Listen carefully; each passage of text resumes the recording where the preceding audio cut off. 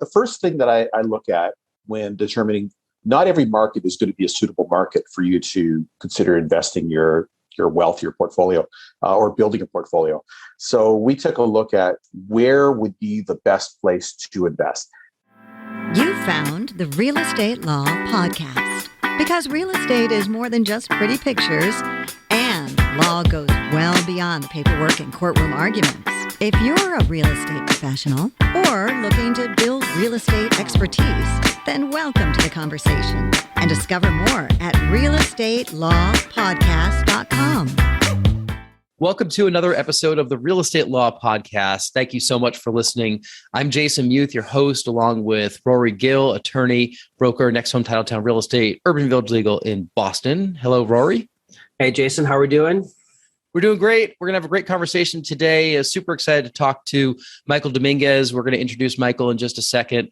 He's an author. He has an amazing book that is super informative for people that are just looking to either get started or figure out how to make some extra money in the real estate world. It's called Armchair, Real Estate Millionaire. I love the little tagline you have. It says, if you're sitting there anyway, you might as well build your wealth. That is great. How did you come up with that, Michael? Honestly, I had a few people on my team, and we were trying to come up with something that was intelligent and witty, and then someone said something sarcastic, and we kind of went with it. So it was honestly just a brainstorming session of a few people that were throwing out goofy ideas and throw it against a wall and it stuck, kind of thing. Yeah. I think some of your principles that we're going to talk about in this podcast are very, very near and dear to our hearts. I almost think that we have a very similar strategy toward, our real estate journeys. I think we're just a couple of years behind where you are, but Michael started as a realtor in 2008, founder of Doors to Wealth Real Estate Group. You're based in Toronto, but right now you're in California. We've been there for a couple months now, enjoying some of the sunshine. And we'd love to hear more about kind of the strategy that you've been doing. It sounds like the past, you had a goal back in 2008 to do one property every year or one transaction, something every year for 10 years in a row, which was the exact goal that Rory and I set for ourselves personally in 2016. So we have to compare notes on where we are with our journey versus yours. But welcome to the podcast, Michael. Thanks so much for having me on. I'm really looking forward to chatting as well. I had a chance to listen to one or two of your podcasts prior, and so I'm looking forward to this conversation. Well, thank you. We certainly appreciate your listening. I know we were talking beforehand, and you mentioned the episode that we did with accessory dwelling units, Paul Wells out in Colorado, which was a fantastic episode that Rory did solo. And Paul was a great guest. And I know that you've had success with ADUs as well, Michael. Before we get into that, tell us a little bit about yourself, how you got to where you are today, and, where should we start? Yeah. I've been, as you said, I've been a realtor since 2008. I was 43 or so when I actually got my real estate license. And so I had a full career working in corporate America and corporate Canada, and focusing more on the retail management. I made it to upper middle management, and I had your traditional 9-to-5 job. I was making more money, paying more in taxes, doing more in commuting, doing more in going across the country on a regular basis, helping people out. But I really wasn't getting ahead. And I had a lot of goals when I was in my teens and 20s of being a millionaire and multi-millionaire by the time I was 35 or 40. And I hadn't reached any of those financial goals. So, it wasn't like I woke up when I turned 40 and sort of said, I'm going to change my life. But, I kind of got to that point where I said, I've got to do something different. So I was in my longtime marriage ended. I was in a fresh relationship. I was in a position where I could look at making some changes, and the opportunity came up for me to move towards real estate. It was introduced to me, and I thought, well, I've always done sales, so yeah, I went towards the real estate sector and started gravitating right away to the investors, because I felt like I was talking to my people that were thinking about long-term wealth, and that was the beginning of everything, really.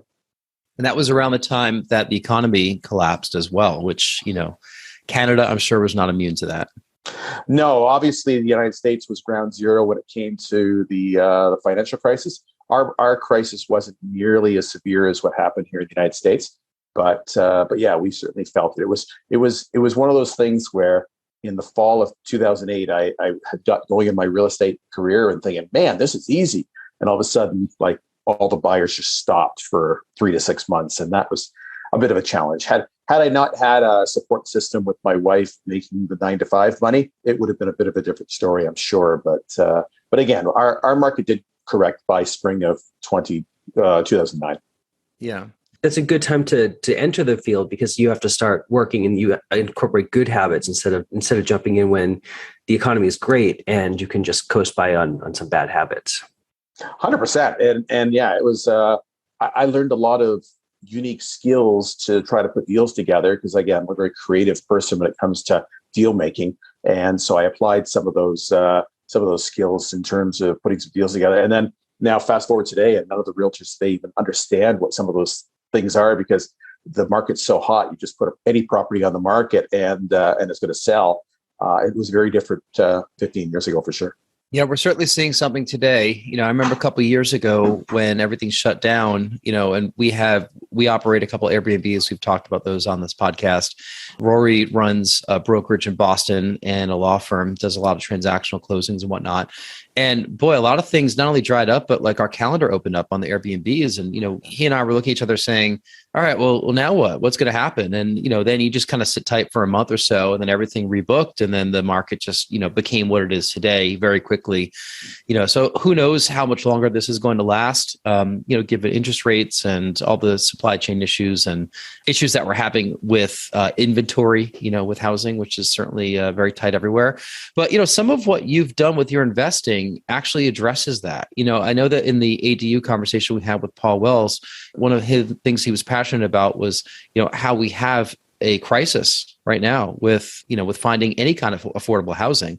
Tell us a bit about some of the work that you've done in the ADU space and how that's really helped set you on this journey that you're on with building long-term wealth in real estate. Yeah, I appreciate that. The first thing that I look at when determining not every market is going to be a suitable market for you to consider investing your wealth, your portfolio, or building a portfolio. So we took a look at where would be the best place to invest. And so where I started my search was, and actually I'm going to talk more about it later on in the conversation as well, but I had the opportunity to be introduced to some incredible mentors. And they taught me to look at markets that were, even if they've been growing for 5 and 10 and 50 years, it's what's happening now and what's happening in the anticipated short-term future that's going to have a huge role in terms of where you want to be investing. So we were looking at properties that had markets with a strong gross domestic product growth, population growth, employment growth. And so that was the first thing we looked at, is finding the right type of market. So once we found that, then we started looking for markets that also allowed us to have ADUs, and not just an additional dwelling unit, but one where I did not have to be the owner occupied. I could actually have an upper tenant and a lower tenant. And in many cases, I was buying, in my market, there's a lot of 1,000 square foot brick bungalows, and we were able to use a basement apartment and put a secondary suite there. Other opportunities in other markets might be to build a unit above, or a space behind, or a garage loft, or anything like that. But in my market, it was building a lot of basement apartments. And that's what we started doing, is we were finding quality properties in quality neighborhoods. And then we were able to find those properties in areas tenants actually want to live. And so we were getting quality tenants, not just simply the people that couldn't afford anything else. And they were always paying the rent, and we were holding on to them for a long time. And before you know it, we were making some quality profits. And that's really what became my mantra going forward, was just getting that quality property, quality neighborhood, seeking those quality tenants and making quality profits. Rory, I know you're about to say something.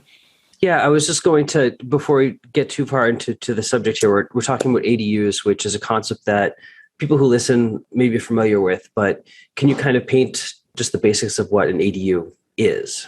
100%. Yeah, it's one of these things. I use the analogy. I say, if I saw an alligator and a crocodile, I might not know what the difference is, but there is a difference between them. There is a difference between a duplex and an ADU. A duplex is a property that was a purpose-built 2-unit dwelling that it actually, in many cases, has its own separate, each one's their own separate dwelling unit. Each one has their own separate heating and water source and all that stuff. An ADU was built as a single-family home And then over time, an additional dwelling unit was added on at some point in the future after the actual original builder has left the conversation. And whether that's a basement suite, a loft suite, a separate building into itself in the backyard, that's what an ADU is. It's truly an additional dwelling unit that was built onto a single family home. This seems kind of like a no-brainer for a lot of people. If you have, one unit that you can rent out and you can convert it into two, it'll generate more profit. So what are the obstacles in the way that's in the way and prevent people from doing it in the first place? Yeah, the biggest thing, and this is with the law standpoint, the biggest challenge that we've got facing right now is there are so many markets in Canada and the United States where there are restrictions from a municipal bylaw perspective, not allowing those suites to take place. Now, my advice to anybody who's thinking of building an ADU is that should be rule number one, is finding a market where it's acceptable. There are a lot of communities across North America where city council is looking for investment. They're looking for quality, affordable housing, and they're taking action to make that happen. So find those markets, and instead of fighting City Hall, you can, if you want to fight the good fight, but boy, oh boy, it's a lot of work. And I'd rather just find a market where it's going to work. It's not like I've got that many millions of dollars that I can buy everything. I'm going to buy a market where people want me to invest. No, conversely, we're sitting in a market right now that so far hasn't given a lot of people the opportunities to build ADUs. The convergence of exclusionary zoning rules and NIMBYism has made it pretty difficult for anybody to construct ADUs. But fortunately, that's not really the case across the continent. I know you're sitting in California, which passed a statewide rule because they have a particularly acute housing crisis that really paved the way for a lot more ADUs to be constructed in California. Could you just kind of give us a little bit of an explanation of that market? Because hopefully that is kind of an indicator of how other markets are going to trend in the next decade. Yeah, and I'm also going to give props that I mentioned before the show as well. I'm going to give props to the state of Oregon. They were the first in the United States that really had a statewide rule allowing, the joke was that they banned single family housing. That's not exactly what they did. They just basically allowed any builder that had a building lot where they could add a second or third unit right from the beginning, regardless of what the tenants or the neighbors were saying and stuff like that. But here in California, what we're seeing is whether they be laneway homes or add-ons behind their house. In some cases, you can even add a third dwelling unit as well. And so where I always tell people that are saying, not in my backyard, is we all get older. And as we reach the empty nest part of our life, that 2,500 or 3,000 square foot home just isn't necessarily suitable for one or two people anymore. And so there's a lot of seniors that want to stay in a neighborhood that they've raised their family in, but they don't necessarily want to keep that big house. So by sort of sectioning off a percentage of your home and offering that as a separate dwelling unit, not only could you either A, make some extra rental income, or B, perhaps there might be a family member who can live in that area. And so not only would we be helping them out, but you're living your best life. You're living with your favorite people, and you're not living with them. You're living in the same location, but you've got your own separate bedroom, your own separate dwelling unit completely. It just happens that there's maybe a shared wall or a shared space somewhere, a shared lot or something like that. And that's what we're seeing here in California is a lot of that. But there are investors that are buying properties and then creating 2 or 3 dwelling units, and it's allowing them to cash flow, which is the most important component of all. It's so hard to cash flow here in California. Prices are so much. My parents have been operating an ADU for so many years without my even realizing they've been operating an ADU back when I was younger, and they still live in the same house I grew up in. They've been there for a long time, almost 50 years. Which means that I'm almost 50, but I still have a 4 in front of my age. But downstairs, it used to be a garage. It was a ranch house outside New York City. They were the only owners of the house. They converted the garage into an apartment for my grandparents back in the 80s. My grandparents sold their house a few towns away. they moved in downstairs, as they needed additional care. It certainly helped to have them downstairs. Once when they passed away, the apartment was sitting there. They rented it a little bit. Tenants moved out. My cousin moved in there for a little while. He moved out. My aunt moved in there, who was my mother's cousin, and she was caring for my great aunt before she passed away a few years ago. But she lived there for a number of years. Now they have tenants again, and it's just been this basement apartment that seems to a viable place that lots of people can live, for long periods of time for a variety of reasons. Yeah. So, and that's been not only good for your family, but also the community to offer affordable housing. And imagine if there were hundreds, if not thousands of them in the same community, it could change the face of rentals for sure. It's something that we saw 80 and 100 years ago. This is not a new concept. There's been borders and dwelling units that have been built forever, but it seems like it's become taboo to consider allowing those kind of people into my backyard that have tenants. How dare you have a tenant who's living in our neighborhood? It's ridiculous. It doesn't make sense to me either. I mean, like Rory and I live in a neighborhood in Boston that is very densely populated, as many urban neighborhoods are. We live in South Boston. A lot of the units here are triple deckers. I don't think it's kind of unique to New England. You see it in a lot of towns around New England, but these buildings that were meant to house an entire multi-generation of families many years ago. And then they were single family homes, and a lot of them, became multiple apartments, and now they're multiple condos, as people sold them and developers bought them, and you get three different families that aren't related now living in three condos. But I don't know, to me, it seems pretty basic. You put a building on a lot, you have multiple families living there. Like, how hard is that? And, obviously the upside of having some densification, like especially in a growing community where like Massachusetts has there's certain parts of the state that are certainly growing. Obviously that state also has a reputation for being a little bit traditionalist. And so you're gonna be facing those challenges as well. But no, it's a huge need. And, it's amazing how you see, like, type in the term housing crisis or rental crisis and the community that you're in, and you'll get a lot of articles written, and usually pro-tenant and anti-landlord comments. But nonetheless, that's because typically the articles are written by people that are likely tenants themselves. But nonetheless, we have a real issue. And so what my advice to anyone listening to this podcast is not to fret about it, but to capitalize on the opportunity. And if there's such a huge housing need, or just like anything in a supply and demand side of world, if there's a heck of a lot of demand and a lot more demand expected going forward, maybe I should be buying some of that stuff. And that's really what I recommend. I don't want to buy that slumdog type of property that's in the worst part of neighborhood that needs a ton of work. And even if I fixed it up, it would still be associated with 27 other houses on the neighborhood that are just as equally in poor condition. Let me buy that subdivision home and add an ADU with it. Not only cash flow on the property, but be in an area where if I do decide to refinance it or sell it in the future, I'm pretty confident that I'm going to get at least what I paid for it, and hopefully a lot more. Like this marketing strategy with ADUs, is this solely invested in ADUs? Does it make up all of your real estate investments? For the most part, it is now. People that don't knew me early on, I did what everyone else did. And the very first thing that I was taught when I started looking at buying an investment property is you only make money on the buy. That's one of the classic things that everybody always says. And to buy an undervalued property that needs work and then fix it up.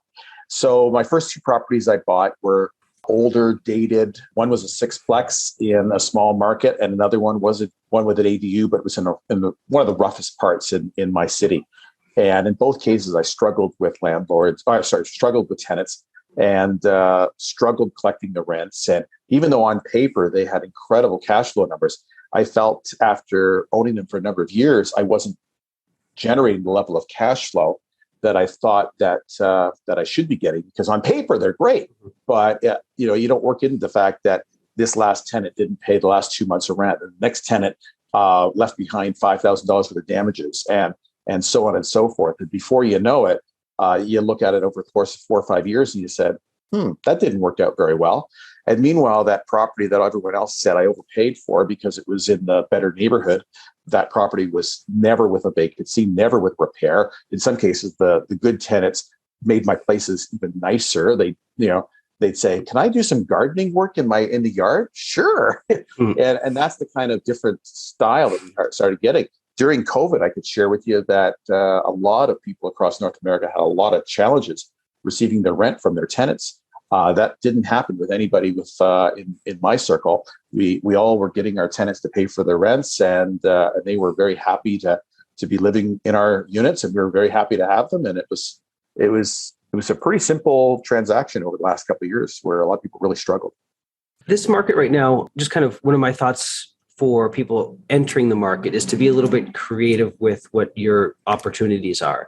I know we're talking about ADUs in the context of investment properties, non-owner occupied, but right now, I'm working with a lot of buyers who are priced out of the market. They can't really there's not much in the inventory in the short term for them to find a home. Taking a look at properties with a creative lens, possibly ADUs that might be or properties that lend themselves to ADUs that are outside their price point, but allow them to collect a rent and maybe build some wealth, are creative opportunities that I think are out there.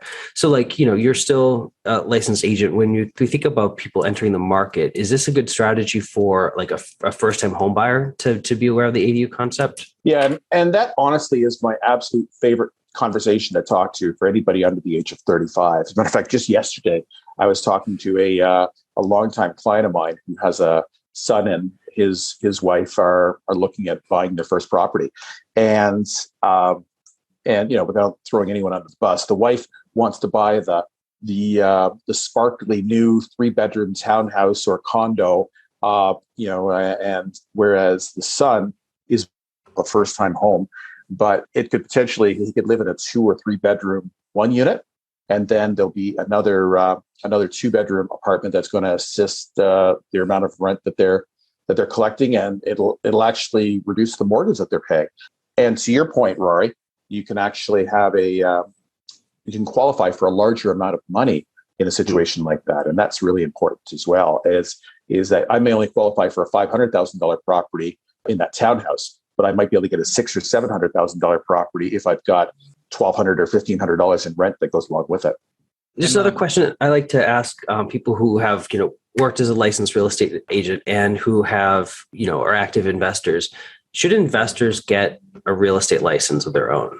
If your only intention is to be doing deals for yourself, I don't really see the huge need to do all of that. If you get a team member who is working in step with where you're at and understands what your needs and goals are, there's a book that actually I'm reading right now called Who Not How. They teach the concept of you don't need to be the one-stop shop. As a matter of fact, you could actually be in a situation where be really good at what you're doing right now and then hire really good people to do the things that you're not currently doing. I don't want to get my law degree. I don't want to be a lawyer. I don't want to become a lender. So why would I get my mortgage broker license? Same goes with being a realtor. Now, again, if you want to make this into your career, that's a different conversation altogether. But a good realtor on your team can give you everything that you need. So why go through the process of actually paying there's a lot of fees when you get your real estate license. So, it would have to make a lot of sense to do it. So my advice is do what you do really well and let other people do what they do well. My reasoning behind not doing it is because Rory has his. I'm like, I don't need this. Like, he's got it. He's the attorney. He's got the license. Like, just push it all over to him. Yeah. We're in a unique situation, though. So, Michael, let's shift gears a little bit and let's talk about how to build long-term wealth with real estate. And I wonder really if it has to do with being that armchair real estate millionaire, as your book title slow suggests. How does your 10-year strategy that you employed in 2008, 2009, how does that fit into all of this? Because I have a sense, I know that they're interconnected, and I would love to compare notes on your journey and ours. So yeah, let us know, like, how do you build that wealth? Yeah. So I'm a buy and hold investor, and you can make a lot of money doing flips and really working hard in terms of doing all that stuff. But I'm a buy and hold investor, and that's where I'm getting my big wealth. And the difference that I talk about in my book and whenever I'm teaching courses or anything like that, I focus on the hold aspect more so than the buy. And that is so different than a lot of the books that are out there. They always say, you got to make money on the buy. You got to buy the best deal in the best neighborhood, take advantage of grandma and get that house and buy that really cheap property. I'm even okay paying retail on a property if it has the right market fundamentals. And I go back again, it sounds a little cliche, but I really tried to find the best quality properties I can get. And then that allowed me to get the best tenants I could get. They were in markets that were appreciating, and I could just hold on to them for 5-10 years. Like today is, we're doing this podcast on the 1st of the month. So my wife, Lisa, just spent the last hour just collecting all the rents and just putting them all in there, putting them all in. And in many cases, we've got a portfolio of a dozen properties, and we're spending 2-3 hours a month on our portfolio. And it's not taking a lot of time. There might be the odd time that we have to fill a vacancy or something like that. But even then, we're spending 5 to 10 hours in a month. So it really is that part-time job that will make you a millionaire, because now you're leveraging what you've already earned or what you've already got.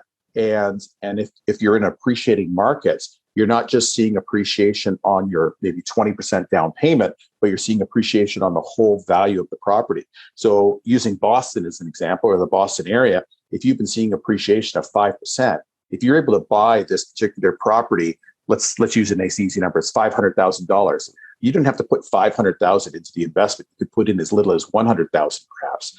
And so, but when it appreciated by 5%, or I'll use 10% for an argument, so easy math, that would be a $50,000 appreciation on the value of the property. The fact that you only put $100,000 in, if it had a 10% appreciation, that's a 50% ROI for that 1 year based on the amount of money you put in. That's how you can amplify your wealth in real estate. The leveraging opportunities that real estate offers is just simply different than every other market. It's an unfair advantage that real estate investing offers that nothing else will give you, the leveraging opportunities at the low interest rates that you see in real estate. As a buy and hold investor, do you often refinance or do cash outs and tap the equity of your existing properties, or do you like to just let that equity grow and pay down the old loans? The quick answer is it depends on what your goals are. For me, my goal, I didn't have millions of dollars when I started this venture. I really didn't. We had a house that was paid off. It was worth about $600,000 at the time. And so we had that equity, and we had a little bit of other investments, but not a heck of a lot. And we didn't want to necessarily go into our retirement savings plans and such like that, 401ks in the US and RSPs in Canada. So really we had our house and a little bit of savings, and that was it. And so our goal was, we decided to leverage our principal residence and get a line of credit on that, and using that for our down payments. And then we were able to, because we had our good 9-to-5 jobs, we were able to get that 80% loan to value mortgage. And then we use the additional 20% from our line of credit. And for those that are weak at math, that adds up to 100% financed. And it's very unique in the real estate world that you're able to get 100% financing on an investment, but that's really what we were able to do. And so fast forward a year or two, or a few years, we ran out of our down payment money, and we thought, well, what are we going to do now? Well, but because we invested in some of these properties that were appreciating, we were forcing the appreciation by renovating them. We were able to then refinance some of them, and continue. And that's what allowed us to get to that situation where we were able to buy one property a year for 10 years. And it wasn't necessarily a goal in year one, but it became my goal. I wasn't the type of guy, like there are some people that quit their job and they work full-time as investors, and sometimes they buy more properties than I change my underwear. It's shocking how many properties somebody, and again, me as a fan, I sort of applaud their success, but it's not a very repeatable thing. They had a really unique set of skills and desires and opportunities, and that's great. This is a situation where someone who's working their 9-to-5 job can go out of their way and they can buy one investment property, and this is how you can do it. And what I talk about is my Triple Crown Club. If you can get up to just 3 properties, just figure a way of getting to 3 properties, and then just hold on to those properties for 10, 20 years. That's going to make you a millionaire. I've kind of switched gears, Rory, in the last couple of years, where I'm no longer refinancing my properties. What I'm doing now is, as my rent numbers are increasing, my cash flow is getting better. So before I was focused more on wealth building, because every time I was getting cash flow, I was refinancing to hurt the cash flow. Now I'm more focused on cash flow and less on wealth building. I'm not leveraged as well as I used to be, stuff like that. Does that make sense? Yeah. No, that makes perfect sense. And I kind of want to underscore that for people, depending on, where you are in your life and how far along you are in reaching your goals. Somebody who's setting out might have a growth mentality and they want to gain as much equity as possible. Whereas somebody who's kind of met their goals or hit their financial numbers might be more interested in the security and just ensuring that there's a consistent large amount of cash flow coming forward. So your goals might shift over time too.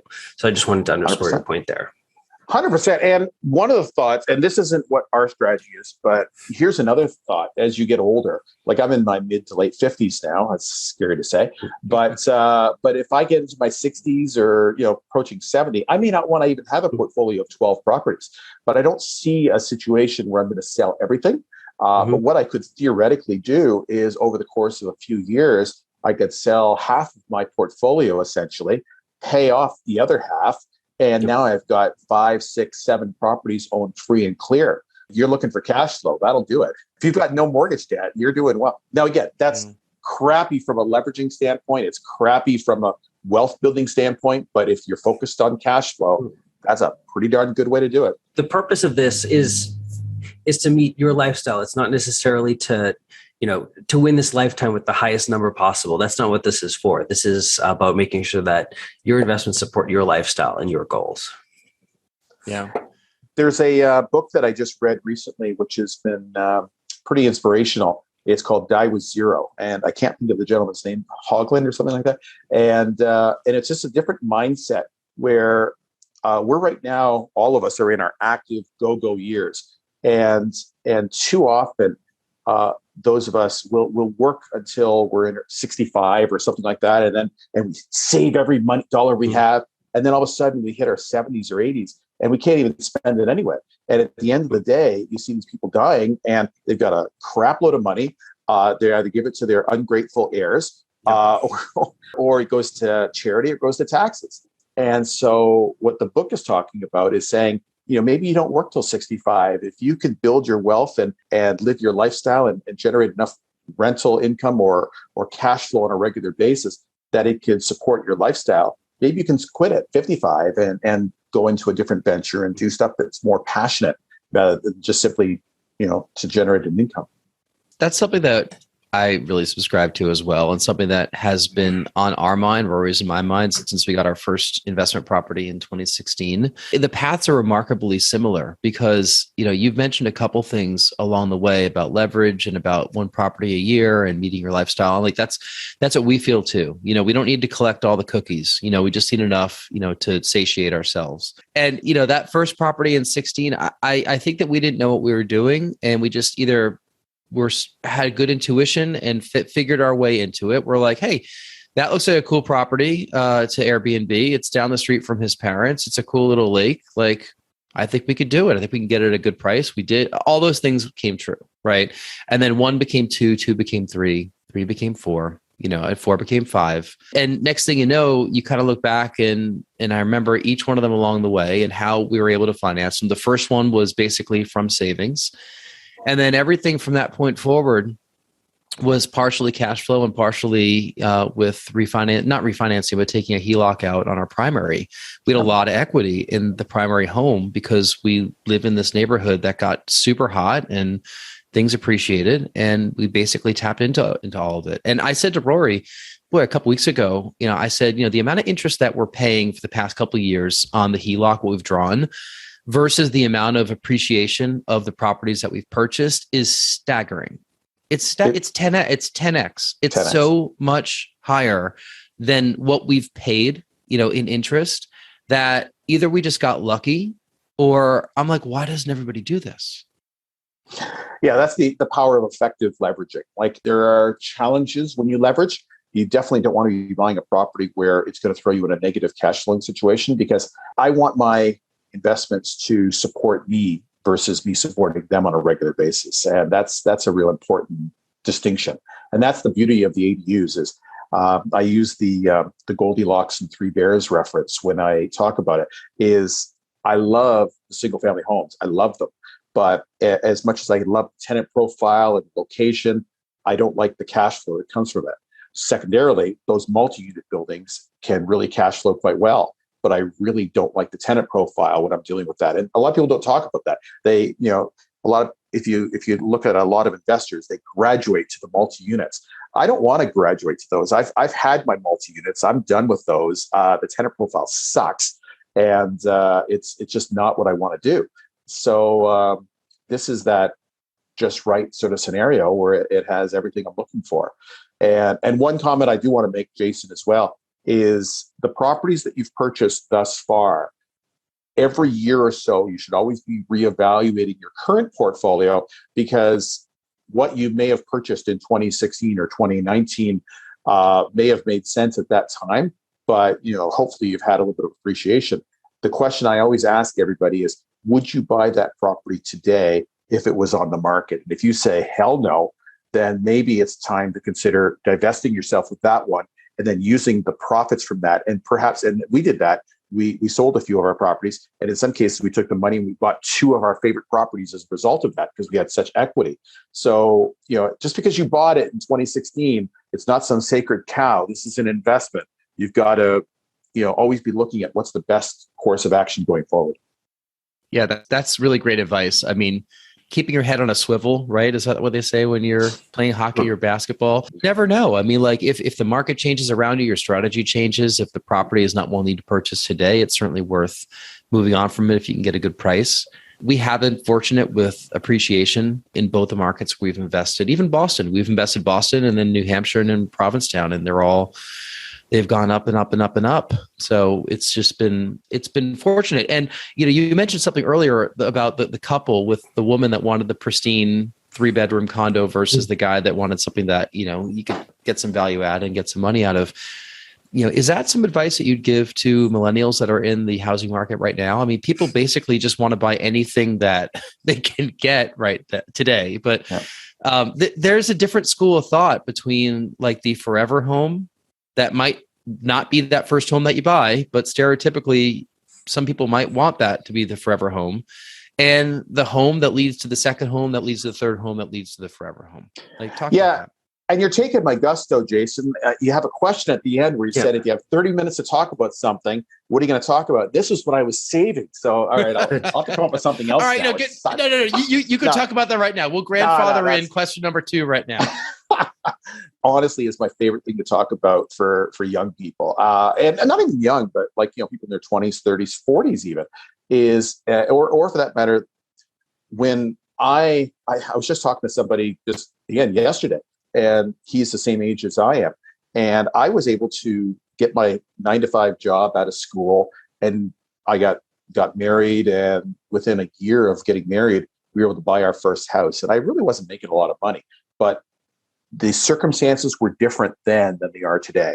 So I'm talking to those of you that are maybe between the ages of 50 and 65, and you've got a kid who's getting to that age where you were thinking of buying your first place.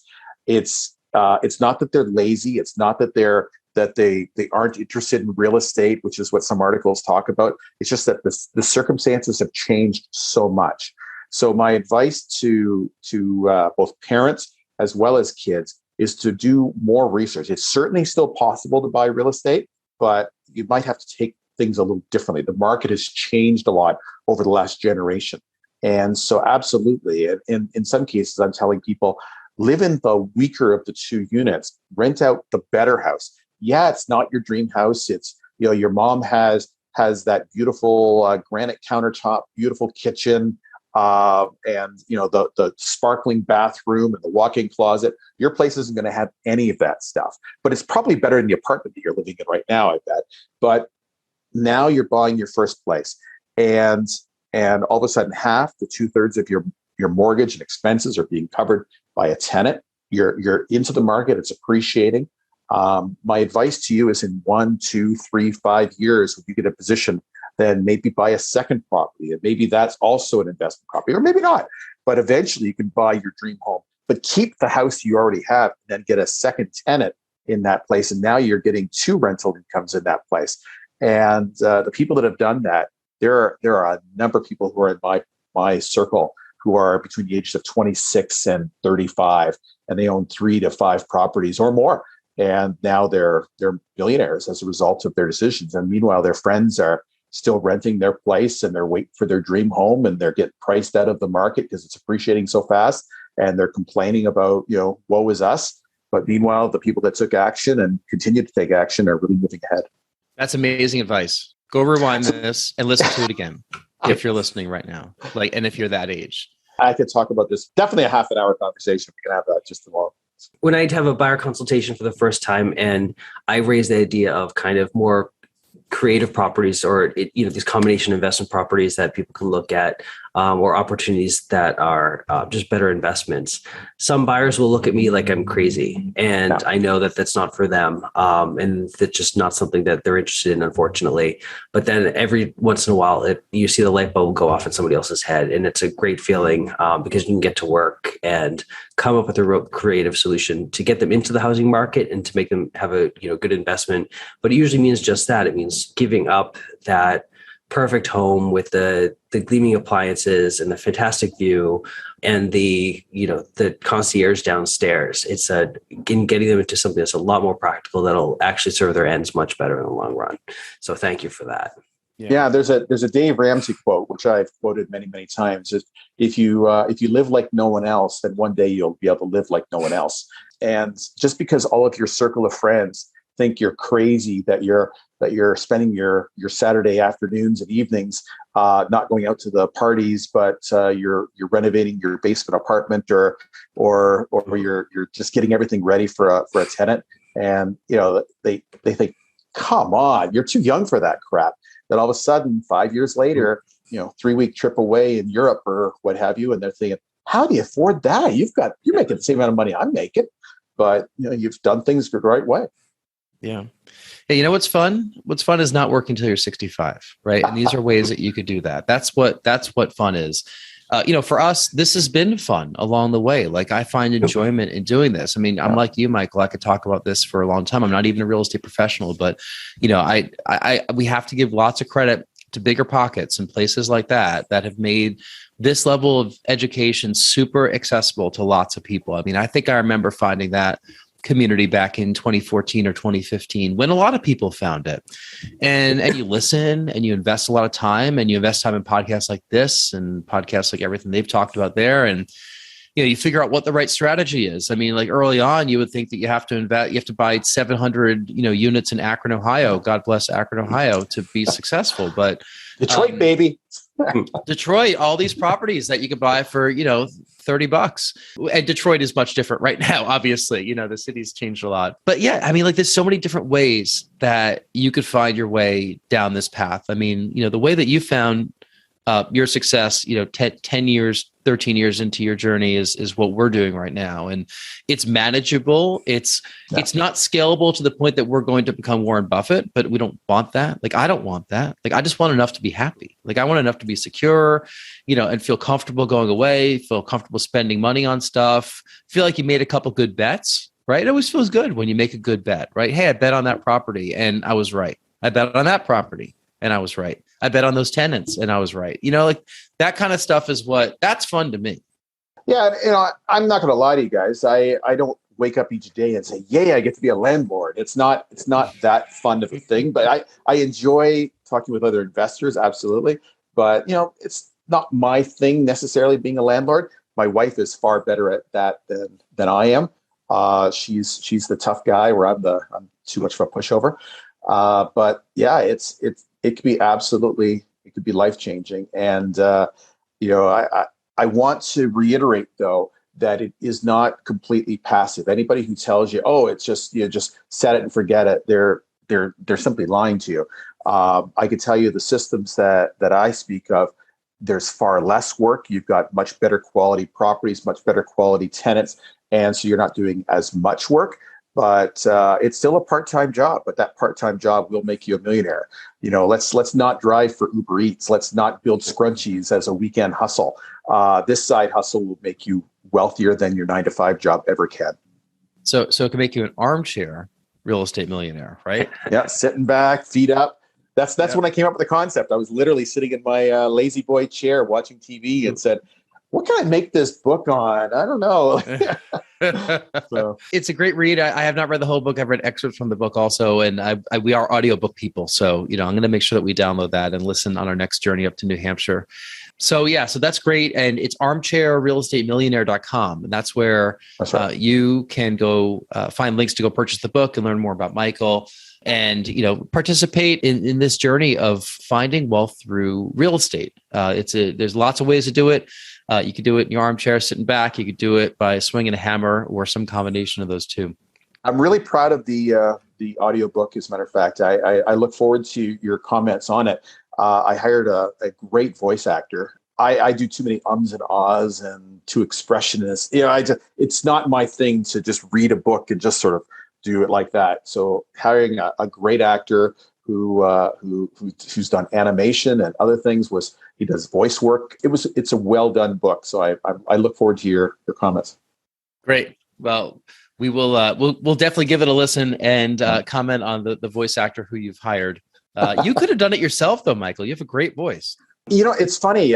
It's one of these things that in a podcast, that's awesome. In a speaking event, that's okay. But it's so different than when you're actually sitting there, and even simple things as much as just doing a breath like that, all that gets heard. But this guy he could literally sit down and read an entire page and not screw up one time. I tried doing it, and I basically, I said, yeah, this isn't. I think it was about 3 pages into my book as a test, and I said, yeah, again, who not how is I wanted it to get out there. I wanted the message to be delivered. I just didn't feel I was the best person to do it. And honestly, if I had to do it, I probably wouldn't have done it. So, who not how is the whole name of the game. Work on your business, not for it. So that's a way to work on your business. Yeah. We'll get into the follow-up questions. You've actually answered 2 of them already, I believe. You answered our first one about what you get on stage and speak about. And it's a great subject. I mean, like really just telling young people, how to set them on the path. I can go on and on about that as well. The second question, I don't think you answered this one though, but the second question is, tell us something that happened early on in your life or career that impacts the way that you work today. I want to give props to the Real Estate Investment Network. Bigger Pockets was phenomenal in the U.S. RAIN has been around a lot longer than that. They're upwards of 25 years now, and they're based out of Canada, but their concepts are universal. I'd been a realtor for about 1 or 2 years, and I was buying, much like I was talking about already, buying those crappy ass properties in crappy neighborhoods and getting crappy tenants and struggling through it and saying, holy mackerel, this is a lot of work. And I remember just like almost crying after a couple of my interactions with tenants because I just wasn't suited for that sort of thing. And so I had the opportunity to join RAIN.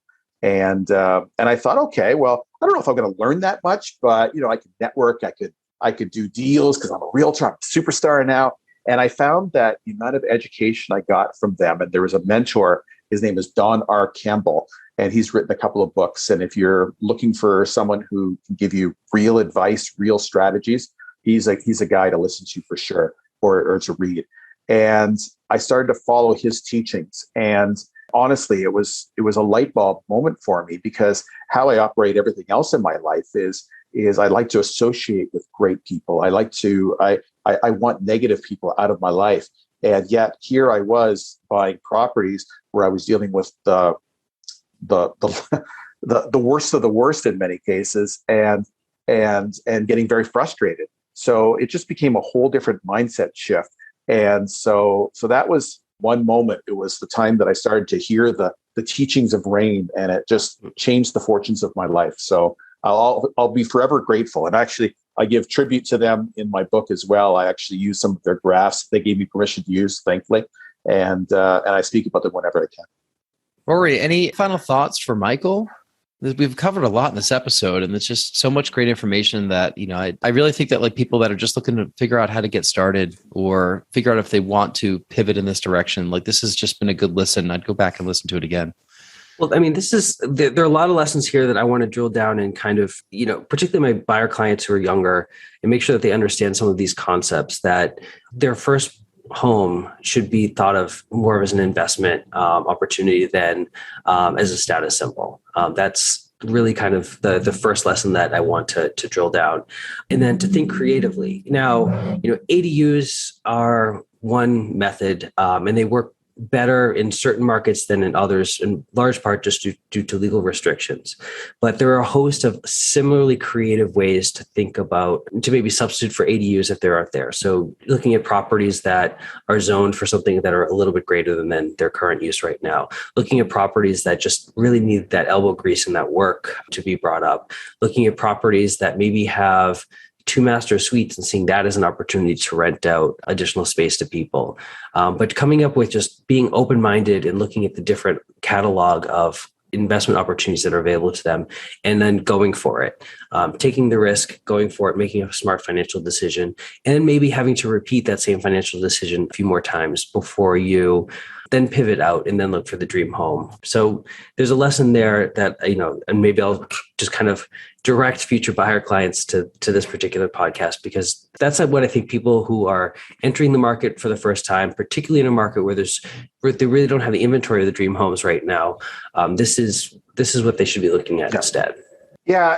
And the other thought I wanted to share as well is this is a pretty scary proposition for anybody who's even thinking about something like this. And you don't need to go it alone. And there's a whole world out there beyond what's available on the internet and podcasts and such like that. And there are local meetups in the communities that you're looking at investing, and you'll have the opportunity to meet with local other investors, realtors, investors, mortgage brokers, right down the list, and start to build a team of people that know a lot more about this than you do, and see if what other people are already doing. You're not creating something brand new. Learn from what other people are currently doing. And I use the term being an insider trader. In the equity world, being an insider trader is very faux pas. You can't do that. You can go to jail for something like that. In the real estate sector, becoming an insider trader just sets you apart. It's encouraged. The more you know about your market, the better. There are things that I've learned about some of the properties that I was buying or considered buying, such as maybe it was in a flood zone. Well, I didn't know that. Well, all of a sudden I learned it's in a flood, or it's near a flood zone. This may be not a property I want to hold on to long term. So the more you learn about your market, your location, your strategy will help you going forward. And you mentioned your condos. Condos are potentially an incredible investment, especially if you can do short-term rentals. But if all of a sudden your condo board eliminates the opportunity of doing short-term rentals, which happens all the time across North America, well, maybe that's the time to sell that investment property and move on. It is a very fluid situation where you're doing what makes the most sense going forward. And if circumstances change where that's no longer the best strategy, do a shift. And so being an insider, being knowledgeable puts you in a position where you can react effectively and not be caught off guard. Tons of great advice. So much advice. I encourage everyone listening to this to go pick up Michael's book or listen to the audiobook. It's called The Armchair Real Estate Millionaire. If you're sitting there anyway, you might as well build your wealth. Amazing title, great content. Michael, thank you so much for appearing on the podcast. We really appreciate all of your time today and all your insight. It's been a pleasure to get to know some of the things working in your head. I'm glad you shared it with us. Yeah, it's fun. I enjoyed it. Rory, can you tell everyone where they could find you? You can find me through Next Home Titletown, nexthometitletown.com, or Urban Village Legal, urbanvillagelegal.com. Great. And thank you for listening. We'd encourage you to subscribe to this podcast if you haven't done so already, or give us a thumbs up or a comment. We love reviews. If you're listening on iTunes, give us a 5-star review if you think it's worth 5 stars. And if not, then don't review us. No, not really kidding. So on behalf of everyone, thank you so much again for listening. My name is Jason Muth, and this has been the Real Estate Law Podcast. Bye. This has been the Real Estate Law Podcast, because real estate is more than just pretty pictures. And law goes well beyond the paperwork and courtroom arguments. We're powered by Next Home Titletown, Greater Boston's progressive real estate brokerage. More at nexthometitletown.com. And Urban Village Legal, Massachusetts Real Estate Counsel, serving savvy property owners, lenders, and investors. More at urbanvillagelegal.com. Today's conversation was not legal advice, but we hope you found it entertaining and informative. Discover more at realestatelawpodcast.com. Thank you for listening.